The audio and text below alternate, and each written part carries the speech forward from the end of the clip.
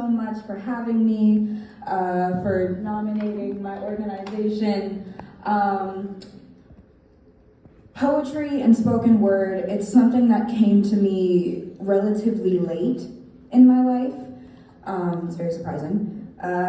And throughout my, I guess, poetic journey, I've decided to focus a lot of my work on representing my culture, my heritage, and my history. Also, in being a part of Verbal Mayhem, something that we pride ourselves on is letting our melanin speak. What I mean by that is allowing our cultural histories and the universal ties that our cultures have intertwined speak. It allows us to share our stories, to share our hardships, and to share the things that inspire us. That is something I hope to do with this piece tonight. Something else I would like to address are the ongoing conflicts not only in Palestine, but in Sudan and the Congo. Those are the lands of our ancestors, those are the lands of our people. And we need to stand with them in their times of hardship. Thank you. Now, without further ado, if my melanin could speak. If my melanin could speak, open and unapologetically, I hope it would spout truthfully the very existence of my being. Tangibly personified, I hope that it would manifest through soft tears and thickened skin. My melanin, I hope, would sing.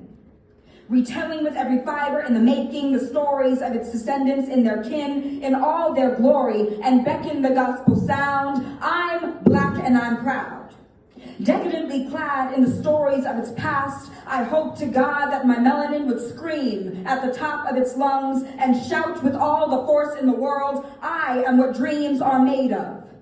If I could ask my melanin to define the word black, I would hope it thinks of the word ocean. Not the kind of ocean we interpret as surface level, not tears of clear blues or reflective green hues, not the many waves that claw at the edge of shore, struggling to gasp for breath, its touch fading once it hits the mainland, no. I hope it thinks of vast spaces, glistening in red, green, and gold. I hope it sees my ancestors hiding in plain sight, forbidden a luminescent treasure. I hope it sees the beauty of my ancestors, reincarnated as tectonic plates, intentionally shifting deep sea waves, conjuring sea foam bubbling like fresh shampoo on a Sunday. Cups swaying by sea bays like freshly twisted locks, caressing Mother Nature's face. I hope my melanin sees her beauty in nature. If my melanin could speak, I hope she could pose philosophical questions. Question why blackness means evil and why white must mean pure. While she's equally intimidating and demure, I hope she can question the ways of worlds steeped in anger and rage, openly oppose comical statements, waiting patiently in court hearings and classrooms and Oval Offices, craving Black melanin's debasement or erasure. I hope that Black melanin's power isn't reduced to a Marvel comic, and that her power stains both book covers and movie screens, embodies cinematic beauty, challenging routine conventionality, both in and out of classrooms. I hope that she educates.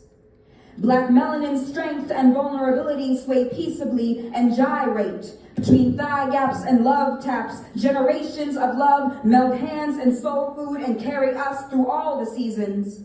Through hardship and pain, through uncontrollable love and wide-eyed childlike smiles, I hope that my melanin is worldly.